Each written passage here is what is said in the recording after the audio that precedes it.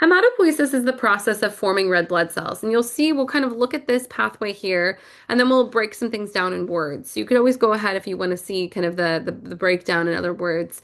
But we start with the stem cell. This is called a hematopoietic stem cell or an HSC cell, sometimes called a hemocytoblast. And then the stem cell, once it commits to becoming a blood cell, it's going to become a proerythroblast. That's the committed cell step. Then we go through our red blood cell or erythrocyte developmental pathway in three phases. Phase one, we are starting to create our ribosomes. That's where we have this basophilic erythroblast that stains more dark blue or purple. Then moving into phase two, we have a polychromic erythroblast where we start to accumulate hemoglobin. So this kind of central nucleus gets smaller because we're getting more hemoglobin surrounding.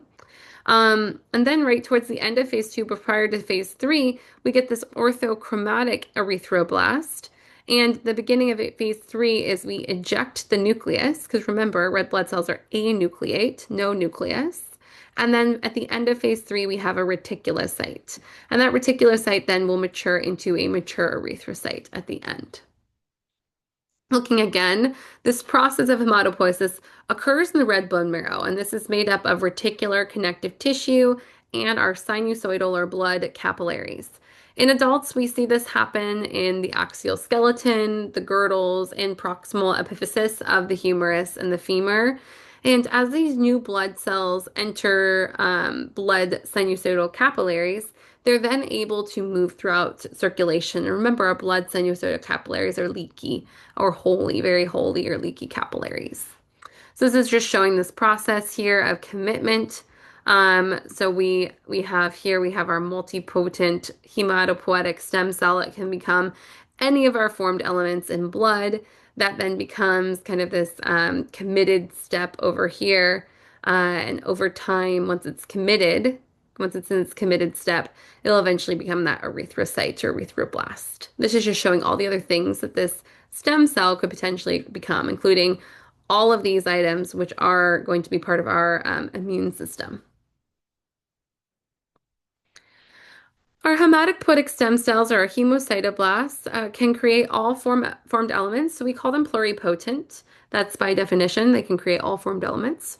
There's hormones and growth factors in the body that influence the cell to move towards a specific pathway. That can be growth factors. That can also be certain differentiation inducers. Once a cell's committed to a committed pathway, it can't change back. So once it goes forward too far, it can't go backward. And there's some states in the body that will encourage commitment towards erythrocytes or creating erythrocytes. One is in a hypoxic state. If we don't have enough oxygen, erythropoiesis will increase. Or if we're infected, if we're in a infection or inflammation state, which we'll talk about this term as well as in the spring, we will actually commit to white blood cells and create more white blood cells. Looking again at the stages then of erythropoiesis, forming our red blood cells, we are going to see this process take place over about 15 days. And we can see that then because it's happening constantly, there's about greater than 2 million red blood cells made per second. We start with our hematopoietic stem cell or a myeloid stem cell. That hematopoietic stem cell becomes a myeloid stem cell. That myeloid stem cell will become a proerythroblast, and this is our committed step here. That then proerythroblast will divide multiple times and will become a basophil erythroblast. And that basophil erythroblast is going to be synthesizing multiple ribosomes, and those stain blue. From there, the basophilic erythroblast will become a polychromic or polychromatic erythroblast. And this is going to synthesize large amounts of hemoglobin. So the cell looks both pink and blue. And then this cell will become an orthochromic or orthochromatic erythroblast. This cell type contains hemoglobin and is pink appearing, and it will start to eject most organelles, and the nucleus will start to break down, and therefore we then have the ability to create the concave shape. From here, we're going to form into a reticulocyte. And a reticulocyte still has a small number of ribosomes, and will, after 2 days of being a reticulocyte, will mature into a mature erythrocyte, which is a red blood cell. What kind of makes this final transition? It's once our ribosomes break down, then we would call a reticulocyte an erythrocyte. And this is just showing some different kind of shapes and sizes. This would be our normal cell.